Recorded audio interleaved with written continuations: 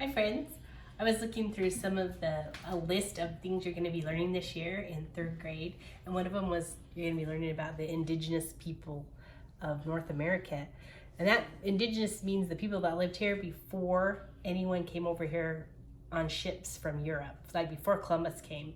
Who do you think lived here in America before any of the explorers came here?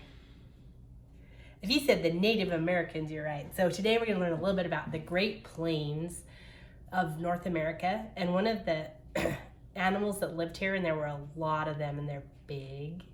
They're kind of like a bull or a cow. Do you guys know what that would be? You're right if you said a buffalo. There were so many buffalo here, and the Native Americans would kill the buffalo for food, and they would use every single part of the buffalo. They didn't waste any of it. They would use the bones, the horns, the skin, the hide, the tail, everything. So I'm going to tell you a little bit more about the parts of the buffalo that the Native Americans used and how they used them. And then we're going to do an art project, and it's going to be this buffalo that I have printed out for you guys. And then we're going to add a bunch of stuff onto the buffalo, like things that are made from buffalo. We're going to decorate our buffalo with things that are made out of buffaloes. So we'll get going with that. Okay, why were the buffalo so important? Every part of the buffalo was used to supply the needs of the Native Americans. Buffalo provided the people's main food, so they ate the meat, and some of the other parts of the buffalo, like the liver and the brain, were considered a treat. That's interesting. And dried buffalo meat, called pemmican, provided food to eat through the winter. They could dry the meat and then eat it all winter. That's what we call jerky. We would call it jerky. Buffalo bones provided marrow to eat. Buffalo bones were also carved to make knives and boiled to make glue. Interesting. Buffalo skin could be used to make teepees, clothes, and moccasins. Dried buffalo dung provided fuel for fires. And buffalo horns and hoofs were made into cups. Buffalo sinew, that's like the stringy stuff that holds the muscles together. They could use that.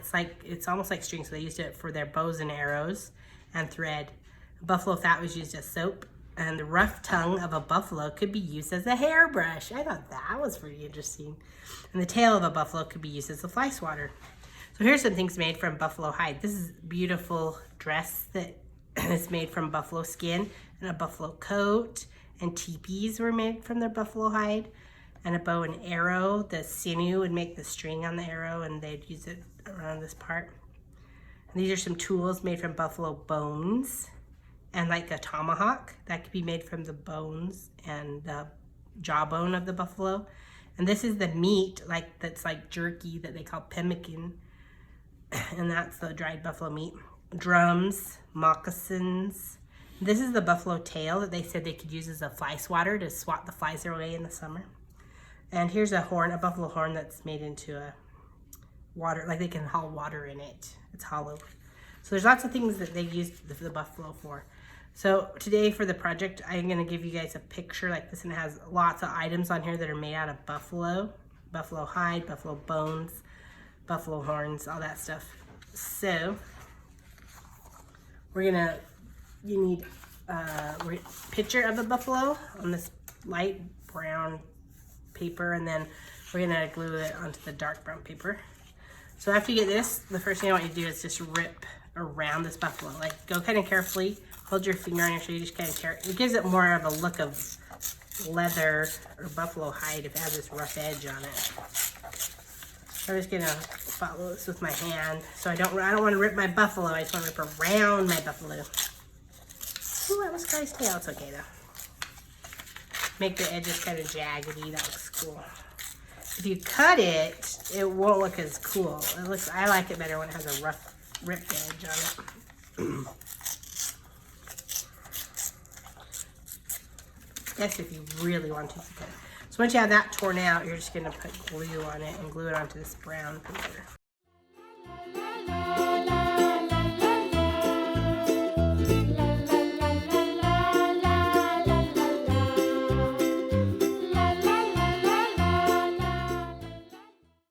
And then, after you glue it on, you have two choices. You can color some of these and cut them out.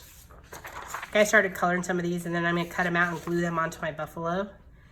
Or you could draw your own pictures of things that are made out of buffalo hide and buffaloes. So you can decide. I'm just gonna keep coloring some of these.